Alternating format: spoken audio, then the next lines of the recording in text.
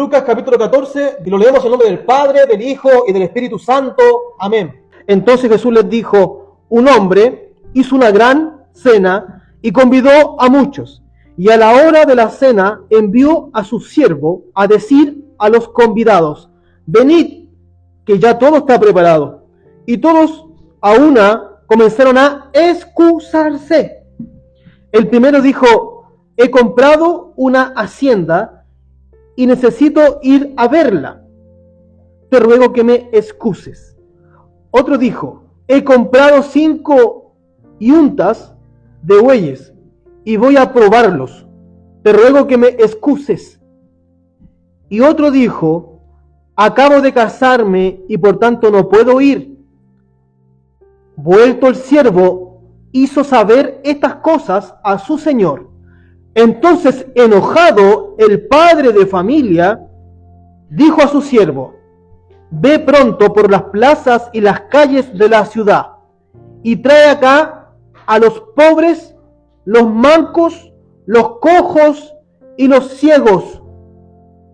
Y dijo el siervo: Señor, se ha hecho como mandaste y aún hay lugar. Dijo el Señor al siervo: ve por los caminos y por los vallados y fuérzalos a entrar para que se llene mi casa. Porque os digo que ninguno de aquellos hombres que fueron convidados gustará mi cena. Grandes multitudes iban con él, y volviéndose les dijo: si alguno viene a mí y no aborrece a su padre, madre, mujer, hijos, hermanos, hermanas, y aún así también su propia vida, no puede ser mi discípulo. Y el que no lleva su cruz y viene en pos de mí, no puede ser mi discípulo. Hermanos y hermanas, esto es palabra del Señor. Analicemos la parábola. Luego, al final, esta parábola la aplicaremos a nuestra vida. Nos muestra un panorama de un hombre, un padre de familia, que hace una comida, una cena. Y que en esta cena, las personas que originalmente estaban invitadas, no asistieron. Como decimos en Chile, lo dejaron plantado. Literalmente con la comida servida y los invitados, a último momento, excusándose de que no podían asistir a esa comida por 3 razones. 3 categorías de razones.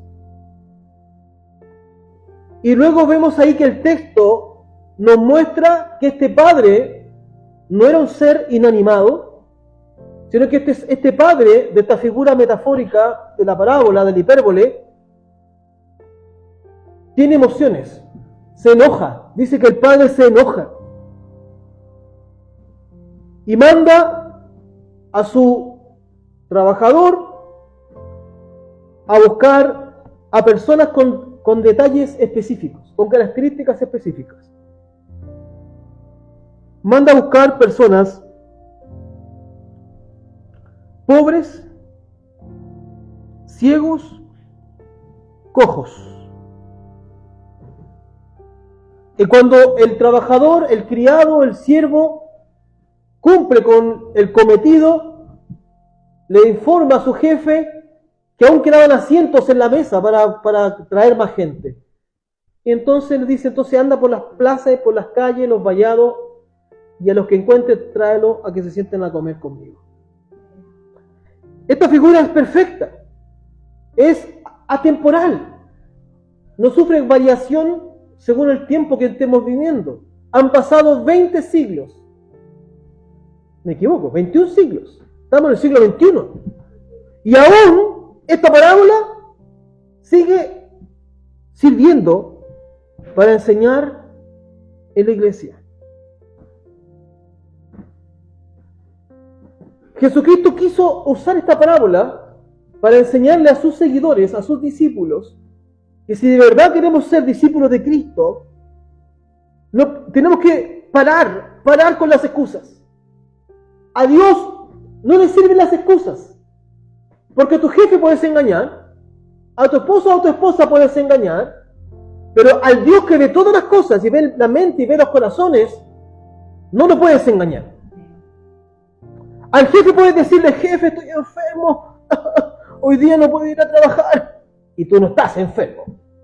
Porque el jefe no tiene el poder de poder ver si realmente estás mintiéndole o no. Pero Dios sí lo puede hacer. Entonces, a Dios nadie puede burlarlo, dice la Biblia. Nadie puede burlarse de Dios. Y hay tres tipos de personas, tres tipos de excusas que la gente usa para no obedecer la palabra de Dios y no cumplir con los compromisos con Dios. Dice aquí, número 1, el primero dijo, he comprado una hacienda y necesito ir a verla. Te ruego que me excuses. Una hacienda era una casa con un terreno grande. Y dice acá la excusa tonta. Tonta la excusa. Pues dice, compré una hacienda y necesito ir a verla. El día y la hora que era el almuerzo, la comida, la cena, se le ocurre que una hacienda que la persona había comprado, se le ocurre ir a verla. O sea, tú para comprar una hacienda tienes que ya haberla visto antes de comprarla. Lo más lógico es que tú nadie inteligente con un dedo frente va a comprar algo que no ve, algo que no existe, algo que no ha comprobado que existe. Entonces, la excusa de plano es una excusa, encima una excusa tonta. Porque quiero ir a ver la hacienda que compré, si ya habéis visto. ¿No podría haberla ido a ver al día siguiente y haber ido a la cena? Estaba la cena servida, estaban los platos servidos, la comida estaba hecha. O pudiste haber ido más temprano o pudiste haber ido más tarde. Una vez determinada la comida, vas en la tarde o vas en la noche o al día siguiente. Él no irá a ver la hacienda. ¿Iba a causar a la persona algún problema? No, porque ya la hacienda estaba comprada, ya era de él, ya estaba comprada, ya estaba la transacción hecha. Esperar un rato más o un día más, a él no le hubiera afectado en nada. Entonces una excusa, barata y tonta, absurda. Cuando la compra en el plano actual tiene que ver con trámites, diligencias que se nos ocurren a último momento hacerlas como excusa, por ejemplo, para no venir a la casa del Señor. Llevo 12 años siendo anglicano y en mis 12 años como ministro del Señor, más los otros años anteriores que fui evangélico, pastor evangélico, cuando yo antes era pastor evangélico, otros años más de pastorado, las personas me dicen en el último momento, obispo, se me ocurre o tengo que ir al mall o ir a tal lado a hacer una compra de último momento. No voy hoy a la iglesia a hacer una compra. He comprado una hacienda y necesito ir a verla. Muy parecido, compras, trámites pendientes. Y yo digo, pero si ese mall, el centro comercial, abren hasta las 9 de la noche. Y la liturgia en la mañana es hasta las 12:30 o a más tardar hasta la 1. Excusas. He comprado una hacienda. O tengo que ir a comprar tal cosa. Hoy hay personas que no vienen a la iglesia porque se le ocurrió ir a hacer compras de último momento. Segunda excusa. Otro dijo, he comprado 5 yuntas de bueyes y voy a probarlos. Te ruego que me excuses. Los bueyes son animales de trabajo. El mandamiento de la palabra de Dios, tanto en el Antiguo como en el Nuevo Testamento, en el pacto de obra y el pacto de gracia, los dos pactos, nos manda a que 6 días trabajaremos y un día es para el Señor. Y dice el mandamiento, en el día del Señor no harás trabajo alguno, tú, ni tu hijo, ni tu criada, ni tu extranjero, ni tu buey, ni tu asno, bla, bla, bla. Yo he pasado situaciones de crisis económica, hermano, dura.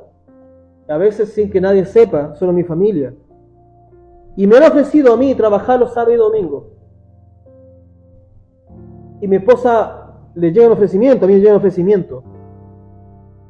Y yo a veces, sin poder tener mayor recurso económico, yo digo, aunque me paguen tantas lucas, si es el día domingo yo no puedo. El sábado sí, pero el domingo no, por ningún motivo. Porque esa plata que yo gane el día del Señor, una plata que se gane producto de un quebrantamiento de una ley del Señor, es difícil que tenga la bendición de Dios. Eso significa ser discípula y discípulo de Cristo. Prefiero perderme 20 lucas, 30 lucas o 50 lucas de una ganancia de un trabajo del día domingo. Por Cristo, si no estoy dispuesto a perder 20 lucas por Cristo, no me vengan a decir que estamos dispuestos a perder la vida por Cristo. El buey es un animal de trabajo. Es un animal de trabajo. Simboliza el trabajo. Cuando ponemos por excusa el trabajo, por no cumplir, no venir a la mesa del Señor, no venir a la casa del Señor, no venir al banquete que Dios tiene preparado cada domingo, estamos haciendo lo mismo que hizo esta persona, poniendo por excusa sus bueyes, su trabajo, para no venir a la cena que Dios tiene preparada cada domingo.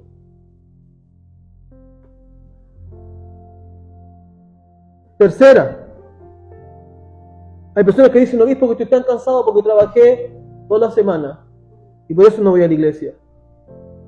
¿Qué culpa tiene el Señor?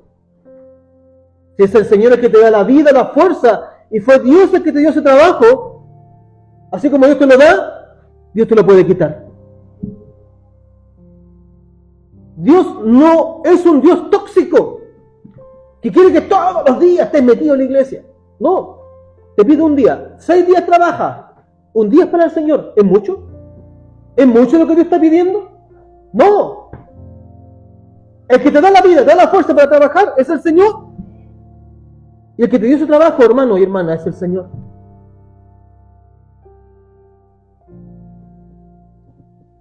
Hay personas de las cuales ustedes me preguntan a veces, y yo no puedo dar más información. Oye, echo de menos a tal hermano, echo de menos a tal hermano que no ha venido hace tiempo. Y yo le digo, mira, yo le he preguntado por qué no viene, y me dicen que es que como el domingo es el día de ellos, su día libre, entonces descansan el domingo. Y cuando venían a la iglesia estaban sin trabajo. Obispo, ore por mí para que el Señor me dé un trabajo, un trabajito. Oramos por ellos. Dios, dale un trabajo. Dios le da un trabajo y se desaparecen de la iglesia. Dios es un Dios celoso. Es un Dios que se enoja, tiene sentimiento, tiene antropomorfismo, antropopatías. Dios es un Dios que se alegra, que se goza, y es un Dios también que se enoja. No es un ser inanimado. Lo que tú hagas, Dios reacciona a lo que tú haces también. No tientes a Dios, no provoques el enojo del Señor, no te lo recomiendo. Tercera excusa. Y otro dijo, versículo 20, acabo de casarme y por lo tanto no puedo ir.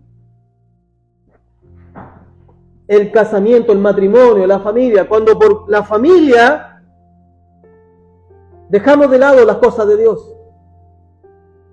Te digo algo, tu esposo te puede fallar. Tu esposo te puede fallar. Tu esposo te puede abandonar. Tu esposo te puede abandonar. Tus hijos un día de mañana pueden ser los más mal agradecidos del mundo. Pero hay uno que nunca te va a dejar de agradecer, nunca te va a fallar, y ese es el Señor. Por venir a la iglesia te puede enojar tu mamá, tu papá, tu esposa, tus hijos. No importa. Tú debes venir a la casa del Señor. Le debes lealtad a Cristo. Le debes lealtad al Señor. Y si alguien te pone entre la espada y la pared, te dice, elige entre Dios y yo, ruego a Dios que usted pueda elegir bien. Si usted a usted la ponen entre la espada y la pared, si este domingo vas a la iglesia, terminamos como matrimonio, terminamos como pololo, terminamos como pareja, y usted se ve la disyuntiva de elegir entre Dios y esa persona, espero que usted pueda elegir bien. Porque si una persona se pone a nivel de Dios, ya eso es una mala señal. Todo ser humano debe ponerse bajo las alas del Altísimo. Todo ser humano debe doblar su rodilla ante el Todopoderoso. Y nadie puede alzarse, ponerse a nivel de Dios, decir, elige entre Dios y yo.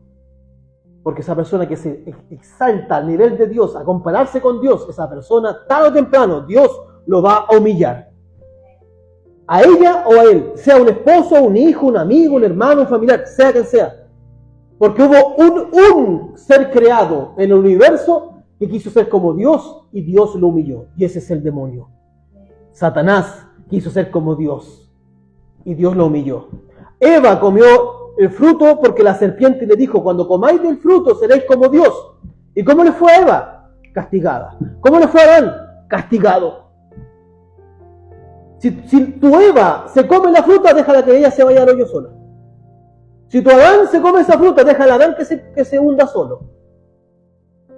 Pero usted, por ningún hijo, esposa, pareja, por ningún pariente, usted se pierda la bendición, no se pierda el banquete que Dios el domingo tiene preparado para usted.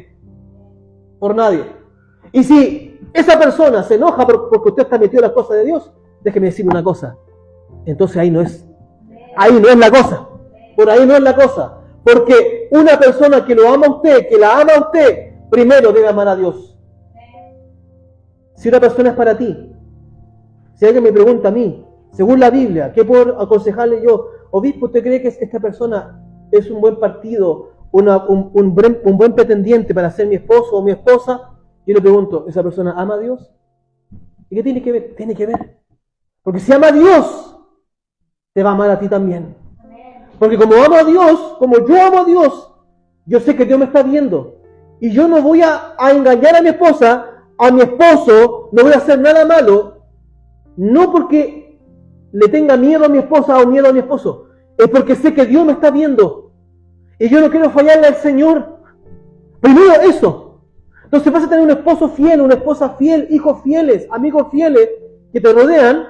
Cuando estos amigos o familiares amen a Dios, porque no te van a querer fallarte a ti. No porque tú seas tan lindo ni tan importante, es porque no quieren fallarle a Dios. Por lo tanto, si te ponen a elegir entre Dios y estas personas, déjame decirte que Dios te ayude a elegir bien. Porque ahí no es. Nadie que se ponga en el nivel de Dios termina bien. En la Biblia había un hombre llamado Nimrod que ayudó a construir la torre de Babel y construyó una cosa magnífica. El mérito hay que reconocérselo. Pero ¿con qué intención lo hizo? Poder llegar a las alturas y ponerse a nivel de Dios. ¿Y qué hizo Dios? Lo humilló y destruyó sus planes. Porque dice la Biblia que todo aquel que se exalta será humillado y todo aquel que se humilla será exaltado. Dice la Biblia, humillaos bajo la mano de Dios y Dios te exaltará cuando llegue su tiempo. No importa, por Cristo tienes que ser humillarte, por el Señor hazlo. No importa, ven a la iglesia, no importa, sigue adelante, sigue orando, sigue buscando la palabra, sigue prefiriendo a Dios, porque tarde o temprano Dios te va a recompensar. Dios premia a los que lo buscan. Dice la Biblia, buscad primeramente el reino de Dios y su justicia y todas las cosas serán añadidas. Todas las cosas serán añadidas. Entonces, esta parábola de la cena del Señor está completamente conectado con el versículo 26 y 27. No podemos cortar la parábola en esa parte, en el versículo 24. Yo leí hasta el versículo 27. ¿Por qué? Porque Jesús dice que cuando Él dijo esta parábola, la dijo en presencia de mucha multitud. Yo soy uno de los fans de la serie The Chosen, Los Elegidos. Y esta parte, anoche le decía a mi esposita, esta parte es una escena que Jesús estaba ahí, toda la gente estaba sentada en el pasto mirando a Jesús, escuchándolo. Y dice aquí el texto, gran multitud estaban ahí y Jesús los miró y les dijo, luego de haberle dado la parábola de la gran cena donde los invitados no llegaron, lo dejaron con la comida servida y le dieron 3 excusas. La excusa de las compras, la excusa del trabajo y la excusa de un familiar. Y luego el padre se enoja y manda a buscar a los cojos, a los pobres y a los ciegos.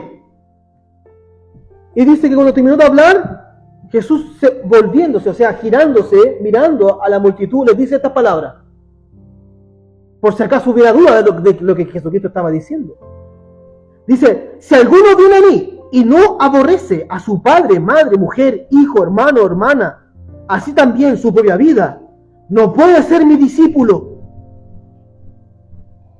Aborrecer a tu mamá, a tu papá, a tu madre, a tu mujer, a tus hijos, a tu hermano, a tu hermana.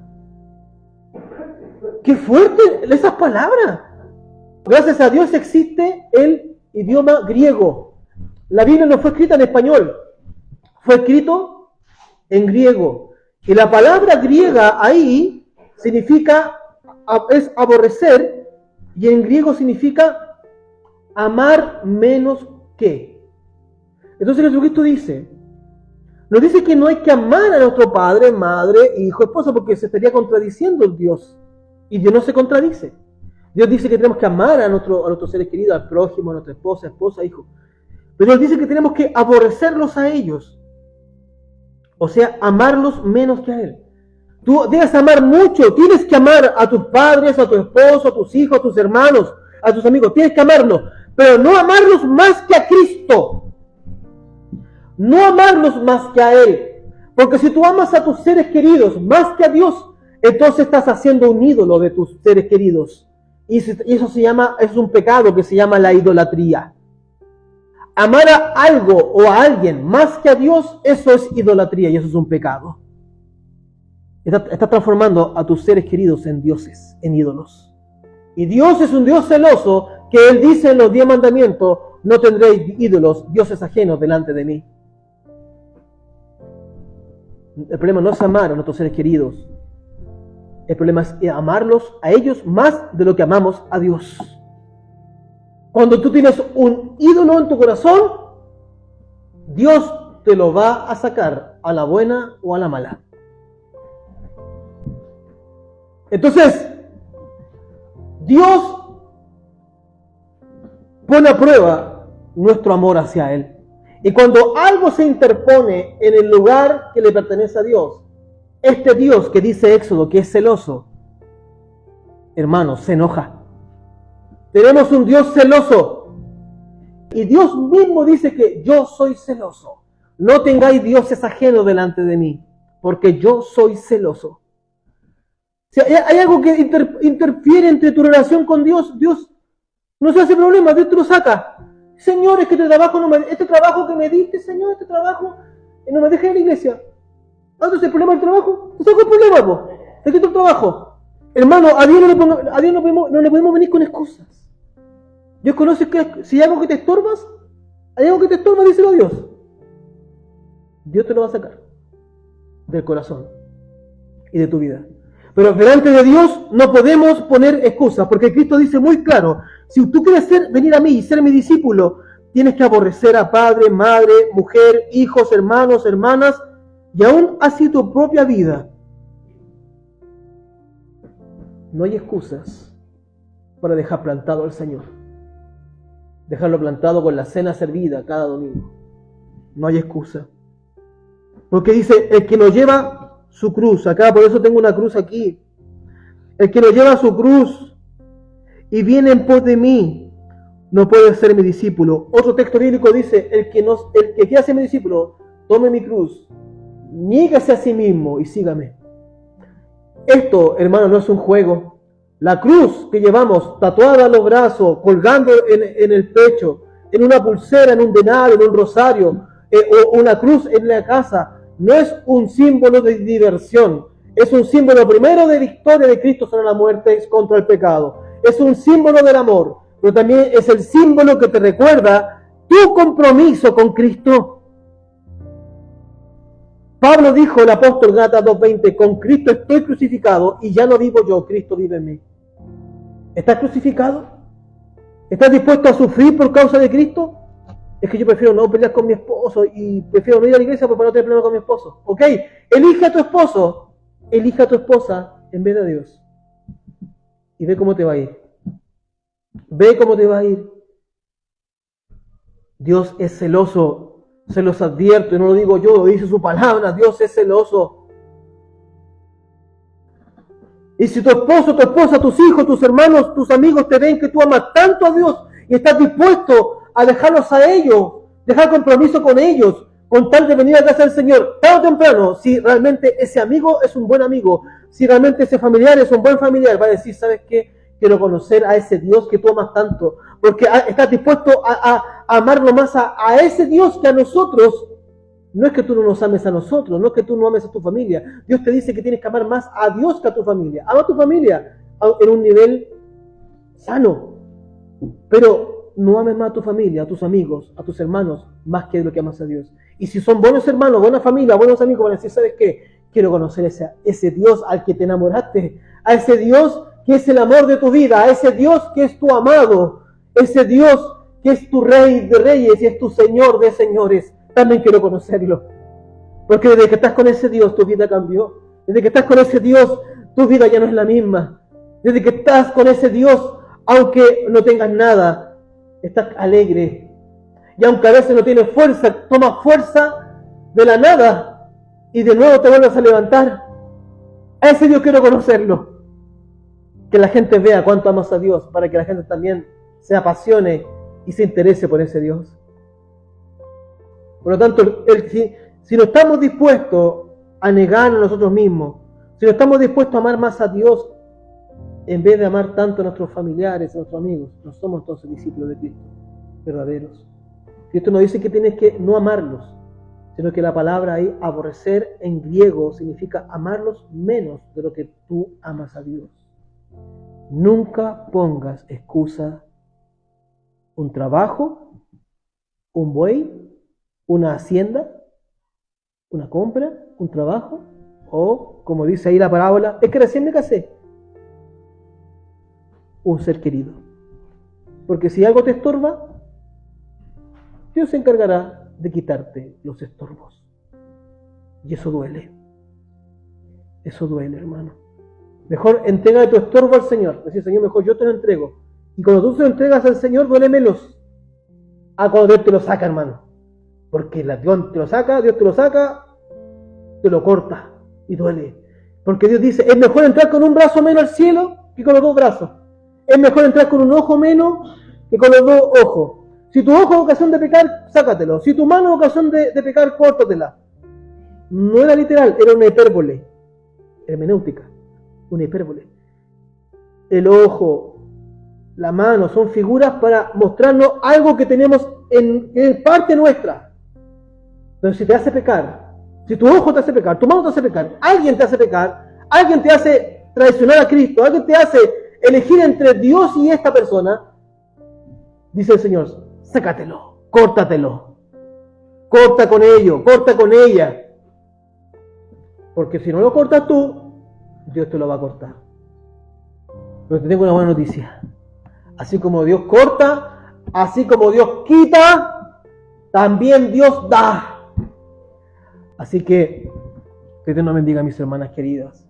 Que Dios nos bendiga en este día. Qué hermosa parábola y qué buena aplicación para este tiempo. Excusas. Me compré una hacienda, me compré unos bueyes, recién me casé. Pones por excusa a la familia, pones por excusa el trabajo, pones por excusa las compras. Hermano, no pongamos excusas delante de Dios que todo lo ve y sabe que tú puedes hacer esas cosas otro día.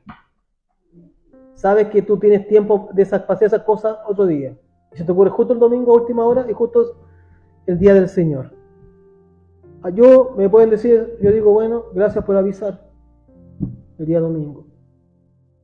A menos que por fuerza mayor, un hermano y hermana, cuando ustedes me han dicho, obispo, estoy en cama, estoy enfermo, ya no puedo, ya. ¿Qué es? Recupérense, vean la liturgia online, como a veces Marcelito me dice, obispo, estoy aquí, estoy en una situación, no puedo ir, yo voy a verlo online. Ya, gracias Marcelito, gracias por avisar, perfecto. Pero, hermano, pudiendo venir a la iglesia, no vienen, al obispo se lo cuentean. Y pucha que me cuentean a veces, ¿ya? Pero al Señor no se lo cuentean, por hermano. ¿Ah? No se lo cuentean. Amén. Él todo lo ve, todo lo sabe, todo lo escucha. Amén. Así que Dios me lo bendiga. Vamos a orar al Señor en esta mañana. Dar gracias por su palabra.